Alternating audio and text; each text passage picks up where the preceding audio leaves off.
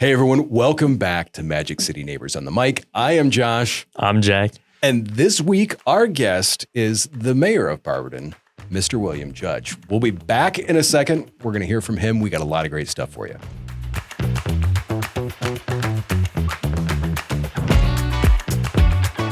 You're listening to Magic City Neighbors on the mic, where we talk to your Barberton neighbors about their stories, their insights, and what gets them laughing.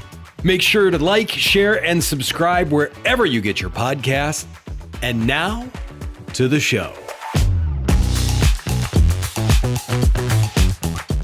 Hey everyone, welcome back. As I said, we're super excited for this episode. This is going to be a lot of fun. In this week's sponsor is once again Pedal Stopper Productions. Anything from senior portraits to corporate videos to, yes, even video podcast studios like right in here.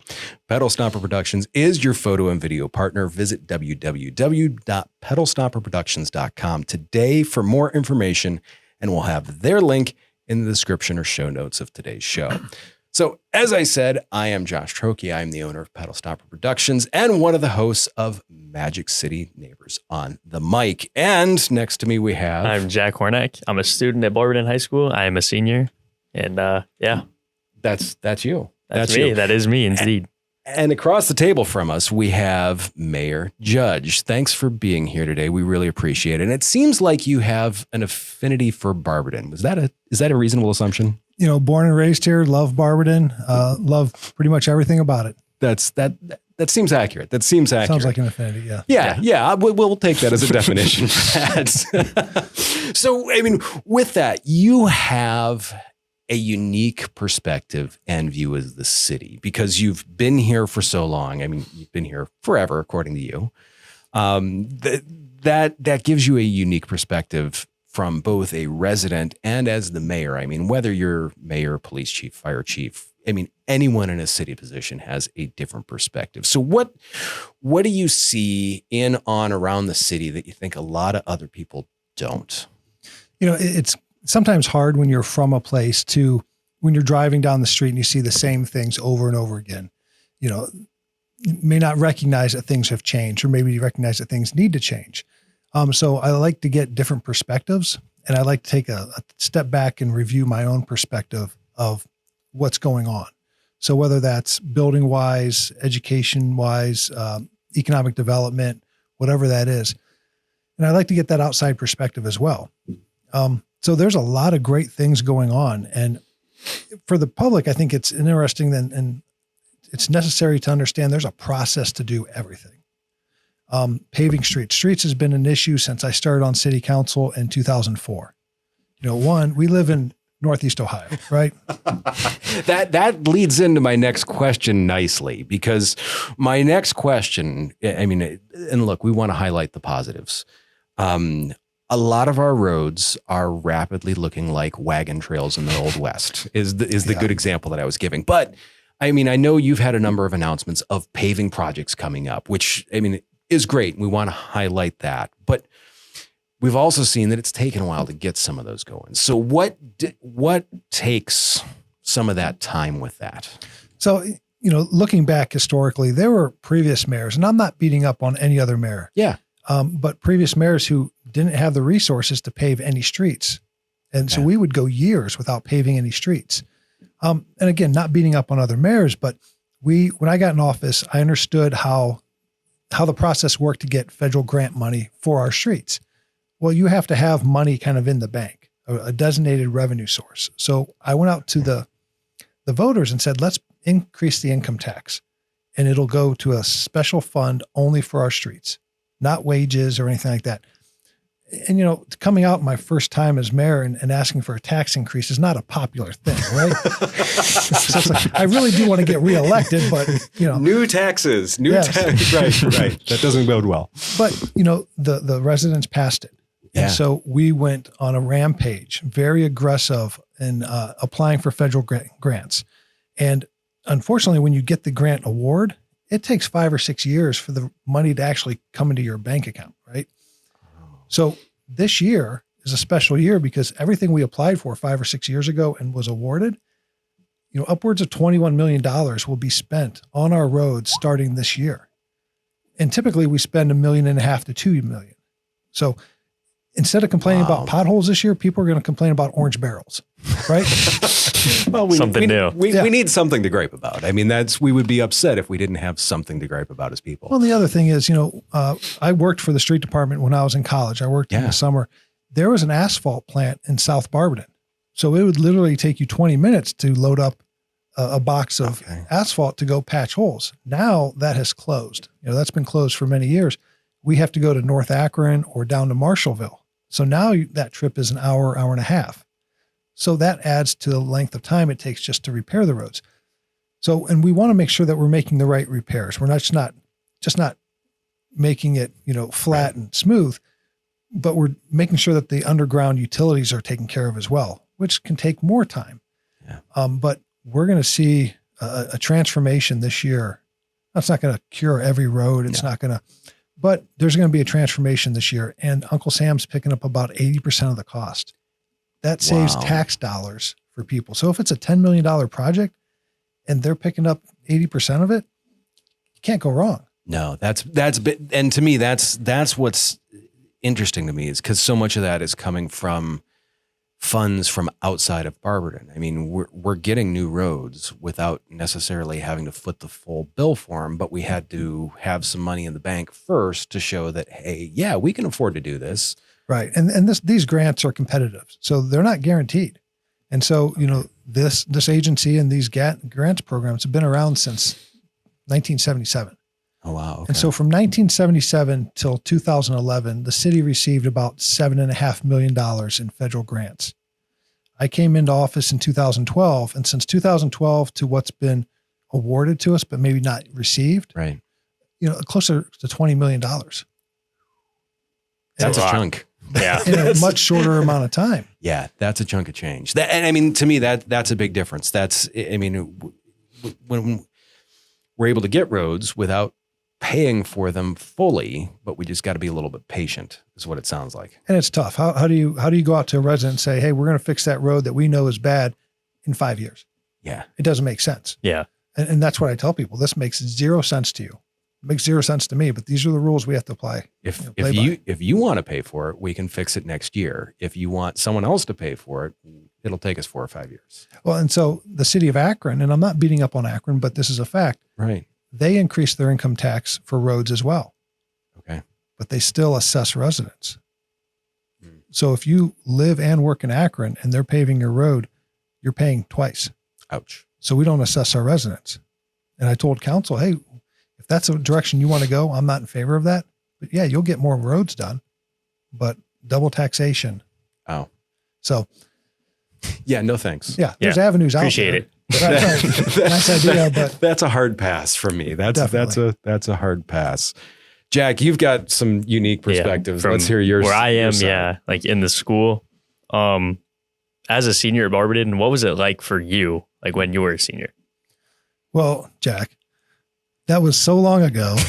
There are dinosaurs around outside, and I was in a dinosaur high school for sure. But we had a tunnel underneath the street connecting the two schools. Mm-hmm. It was cold in the wintertime and hot in the summertime. Uphill both ways, I'm assuming. Yes.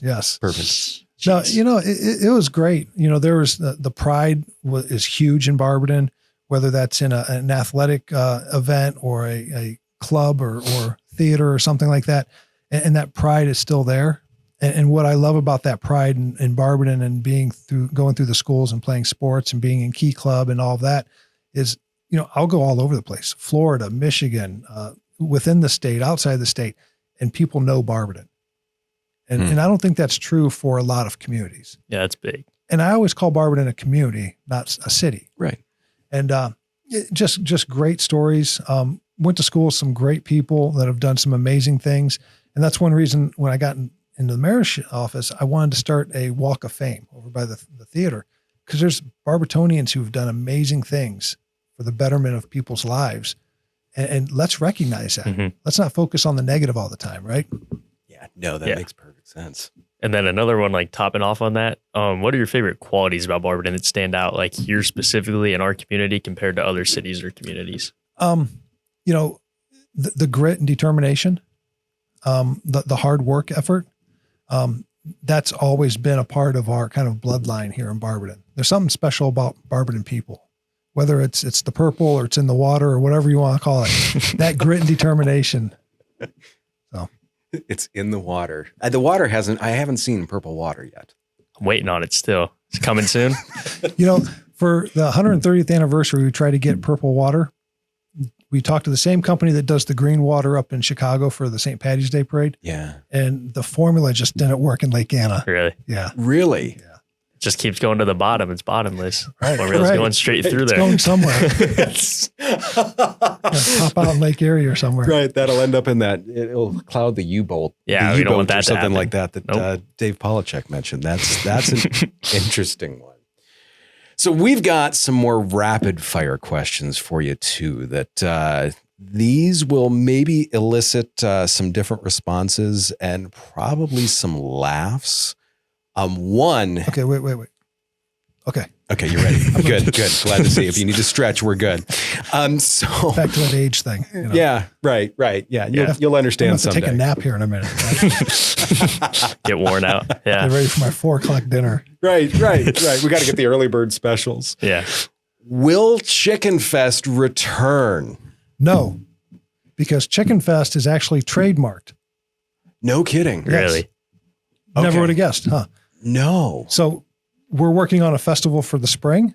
We can't call it Chicken Fest because that's trademarked. And that happened. I think the city had Chicken Fest back in the 90s and then kind of went away. And someone had the thought and bright idea and fortitude of let's trademark this. So we can't do that, but I think something will return. Interesting. Nice. So it Chicken Palooza? I don't know. Chicken Palooza. That don't sounds know. good to me. That sounds like somewhere I'd want to be at. And then with Decker Park, so getting a new skate park and the new restrooms, would you do a kickflip for us and skate there? So we have been looking at this since 2012 when I became mayor, and there's a lot of twists and turns and things like that had happened. But it's come to fruition now. I had told the kids at that time, 12 years ago, yes, I would get on a skateboard. A little bit different now. For many reasons.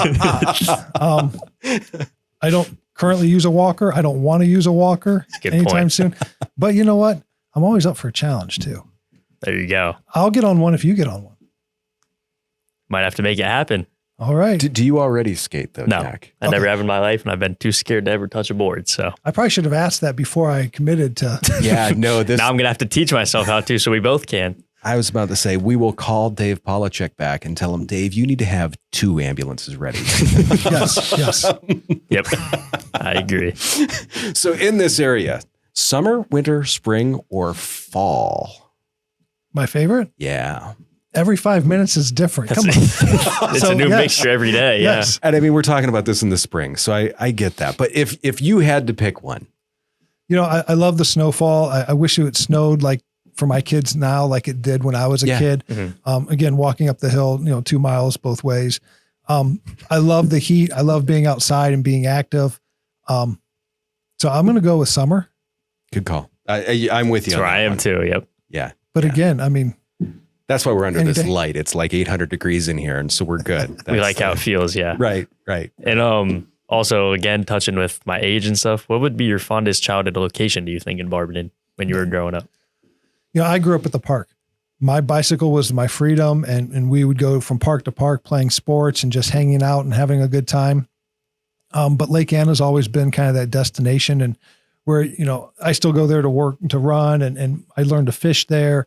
But it's great just to sit on a bench and just watch it, Enjoy get taken it. Yeah. away. Yeah, definitely.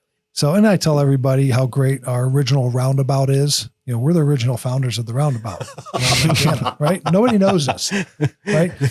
And just it's a natural glacier lake, which is pretty unique. Yeah.